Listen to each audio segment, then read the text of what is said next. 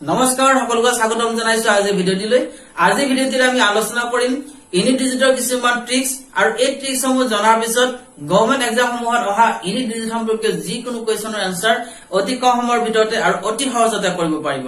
Government এক্সামসমূহত সচৰাচৰ unit digit সম্পৰ্কীয় question অহা দেখা যায় আৰু এই কুৱেশ্যনসমূহ আমি ট্ৰিক্সসমূহ নজনাৰ কাৰণে এই থৈ আহিবলগীয়া হয়। গতিকে আজি ভিডিঅ'টি আৰম্ভণিৰ পৰা শেষলৈকে চাব আৰু ভিডিঅ'টি চোৱাৰ পিছত ইউনিট ডিজিট সম্পৰ্কীয় যিকোনো কুৱেশ্যন আহিলে সেইসমূহ কুৱেশ্যন অতি সহজতে আৰু অতি কম সময়ৰ ভিতৰতে এটেম্প কৰিব পাৰিব। গতিকে প্ৰথমতে আমি ইউনিট ডিজিটটো কি হয় এইটো জানি লওঁ। ইউনিট ডিজিট মানে আমি কি কওঁ অসমীয়াত একক বুলি কওঁ। ইউনিট ডিজিট উলিয়াবলৈ অৰ্থাৎ আমি এককৰ ঘৰৰ অংকটো উলিয়াব লাগে। গতিকে আমাৰ যদি এটা সংখ্যা চাপোজ ধৰি লোৱা হ'ল 5398 এই সংখ্যাটো দিয়া আছে তেনেহলে ইয়াতে ইউনিট ডিজিট বা এককৰ ঘৰৰ অংকটো কোনটো হ'ব? এইটো হ'ব। সোঁফালৰ পৰা প্ৰথম অংকটোৱে হ'ব একক। আমি অসমীয়াত এই সংখ্যা এই অংককেইটা কি বুলি পাওঁ? প্ৰথমটো একক পাওঁ, দ্বিতীয়টো দশক পাওঁ, তৃতীয়টো শতক পাওঁ, চতুৰ্থটো হাজাৰ। এই ধৰণে আমি অসমীয়াত পাওঁ। গতিকে ইউনিট ডিজিট বুলি কলে আমি কি বুজিম? প্ৰথম যিটো ডিজিট আছে সেই ডিজিটটো বুজিম, অৰ্থাৎ অসমীয়াত একক বুজিম। গতিকে যদি কোনো সংখ্যা দিয়া থাকে সেই সংখ্যাসমূহৰ পৰা আমাক যদি ইউনিট ডিজিট উলিয়াব দিয়া হয় তেনেহলে আমি কেনেকৈ উলিয়াম? আমাৰ সচৰাচৰ এই ধৰণৰ সংখ্যাৰ পৰা ইয়াৰ এককটো বা ইয়াৰ ইউনিট ডিজিটটো আমাক উলিয়াব নিদিয়ে। এক্সামসমূহত কি কৰে আমাক সচৰাচৰ এনে ধৰণৰ সংখ্যাৰ পৰা ইউনিট ডিজিট উলিয়াব নিদিয়ে। আমাক কি কৰিব? আমাক কিছুমান সংখ্যা দিয়া থাকিব যেনে 538 into 679 into 342 এই ধৰণে আমাক ডাঙৰ ডাঙৰ সংখ্যা কিছুমান পূৰণ ফল হিচাপত দিয়া থাকিব, অৰ্থাৎ কিছুমান সংখ্যা দিয়া থাকিব আৰু এই সংখ্যাসমূহৰ মাজত পূৰণ চিন থাকিব।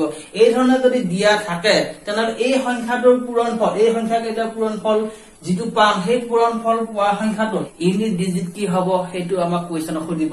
গতিকে এই সংখ্যাকেইটা পূৰণ কৰি আমি সংখ্যাটো উলিওৱাৰ পিছত আমি সেই সংখ্যাটোৰ পৰা ইউনিট ডিজিটটো আমি উলিয়াব নিশ্চয় পাৰিম। কিন্তু এনে ধৰণৰ ডাঙৰ ডাঙৰ সংখ্যাসমূহ যদি আমি পূৰণ কৰি থাকো তেতিয়াহ'লে আমাৰ যথেষ্ট সময় লাগিব।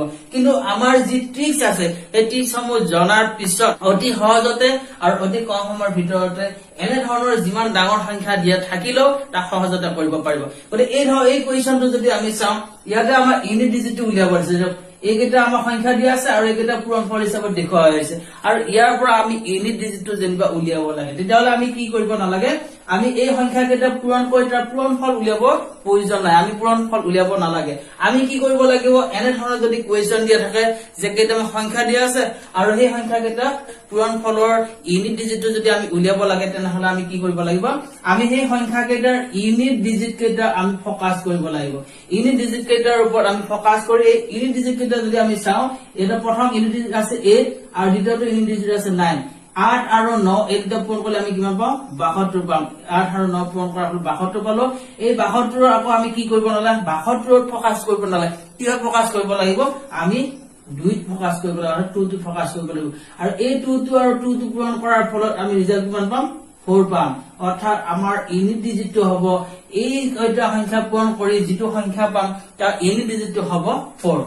অৰ্থাৎ আমাৰ সংখ্যা যিকেইটা দিয়া থাকে সেই সংখ্যা কেইটাৰ আমি ইউনিট ডিজিট কেইটাৰ ওপৰত ফকাছ কৰি সেই ইউনিট ডিজিট কেইটা আমি পূৰণ কৰি শেষত যিটো সংখ্যা পাম সেই সংখ্যাটোৰ ইউনিট ডিজিটত যিটো থাকিব সেইটোৱে হ'ব এই কুৱেশ্যনটোৰ এনসাৰ। এই ধৰণে আমি যদি আন কেইটামান সংখ্যা লওঁ সাপোজ 678 into 325 into 468 এই ধৰণে আমি সংখ্যা কেইটামান ললো যেনিবা এই সংখ্যা কেইটাৰ পূৰণ ফলৰ ইউনিট ডিজিটটো কি হয় এইটো আমাক কুৱেশ্যন দিছে। গতিকে তেতিয়া আমি কি কৰিব লাগিব? আমি ইউনিট ডিজিট কেইটা যিকেইটা সংখ্যা দিয়া আছে এই সংখ্যা কেইটাৰ ইউনিট ডিজিট কেইটা আমি ফকাছ কৰিব লাগিব। এতিয়া আমি এই ইউনিট ডিজিটটো আৰু এই ইউনিট ডিজিটটো এই দুটা ইউনিট ডিজিট আমি পূৰণ কৰিব লাগিব। পূৰণ কৰিলে আমি কিমান পাম? 8 5 গুণ 40 এইটো পালো। পোৱাৰ পিছত এতিয়া আমি 40ত ফকাছ কৰিব না, আমি কিয় ফকাছ কৰিব লাগিব? 0ত ফকাছ কৰিব লাগিব আৰু 0 আৰু 8 পূৰণ কৰিলে আমি কিমান পাম? 0 পাম। অৰ্থাৎ এই কুৱেশ্যনটোৰ এনসাৰ হ'ব এইকেইটা সংখ্যা পূৰণ কৰি যিটো সংখ্যা পাম তাৰ ইউনিট ডিজিটটো হ'ব 0। এই ধৰণে আমি যদি পূৰণ ফল হিচাপত দিয়া থাকে তেনেহলে আমি এই ধৰণে এই ট্ৰিক্সটোৰ জৰিয়তে আমি অতি সহজতে তাৰ ইউনিট ডিজিটটো উলিয়াব পাৰো। সেই ধৰণে যদি আমাক যোগৰ দিয়া থাকে আমি এটা পূৰণৰ এটা কৰি চালো। এবাৰ যদি আমাৰ যোগৰ দিয়া থাকে আমি যোগৰ কেনেকৈ উলিয়াম?